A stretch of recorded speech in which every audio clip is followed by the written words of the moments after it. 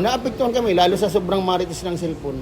Kaya imbis na kami nag-i-income min 1,000, garo na income na lang kami, 250. Garo nga nibigyan na panaw kan agom ko. Kaya nga ni kuno binubinaagom ko, baka mahanap ni ibang lalaki. Kaya nakikimahirap na lang ako, sabi ko, di mo man, panita apektado tayo ng iisip, kahit di naman contaminated ang baboy na pagtitinda ko. Pero totally talaga, down talaga.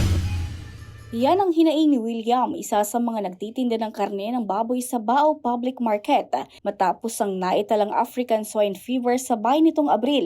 Kahit naman wala ng kaso ng ASF sa bayan ay marami pa ring residente ang nag-aalangan sa pagbili ng karneng baboy dahil sa pangamba na maaring maapektuhan ang kanilang kalusugan. Ngunit paglilinaw nga ng otoridad, hindi naman nakakahawa sa tao ang African Swine Fever at tanging mga baboy lamang ang apektado ng nasabing sakit.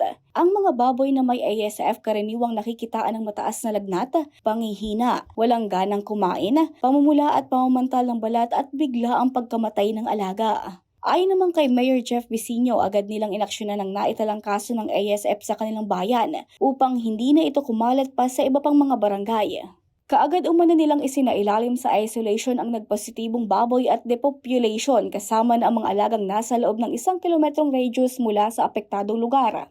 Sumailalim din sa mga kinakailangang pagsusuri ang mga natukoy na alaga sa nasabing area at lumalabas naman umanong negatibo sa ASF ang mga ito. Ngunyan, sa tuya po tulos inaksyonan, kang pinaabot po kang last week na igwa po kitang namataan na mga racers na mga nag-report po na may problema po si sa indang mga alagang baboy. So pina-check tapo tulos and nako apo tulos itong result, nag-positive po si sarong case. Pero after pirang days, si mga surunod na pinatesta po negative na. So sangon yan na mahalat na lang po kita ng pirang days na ma-declare ulit na free ang Banwaan na Baaw sa ASF. Taini pong nagsurunod na mga pina-check ta po na mga result, negative na po si result.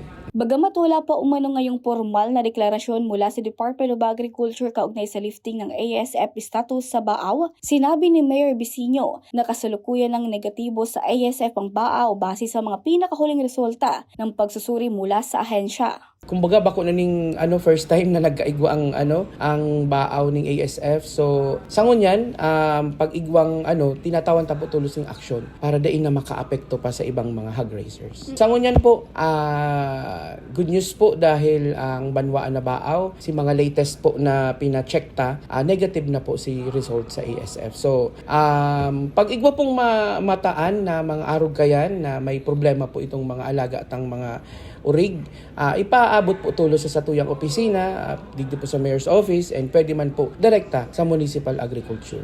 Samantala, tiniyak naman ng mga nagbebenta ng karneng baboy sa Baaw Public Market na dumaan sa mahigpit na inspeksyon ang lahat ng karneng kanilang binibenta. Ayon sa kanila, mas mahalaga umano ang kalidad at kaligtasan ng karneng nakakarating sa mga mamimili dahil nakasalalay rito ang tiwala ng kanilang mga suki. Kahit man umano humina ang kanilang benta, mas pinipili pa rin nilang siguraduhin na malinis at ligtas ang mga karneng nabibili sa pampublikong merkado. Ang mensahe mo sa amin, dahil na sinda mag-doubt pa, dapat ang trust ninda itaw sa muya. Not to the extent na maniwala sinda sa marites. Dahil kami man mismo, gusto mo naman talagang maprotektaran ang product mo na talagang magayon man.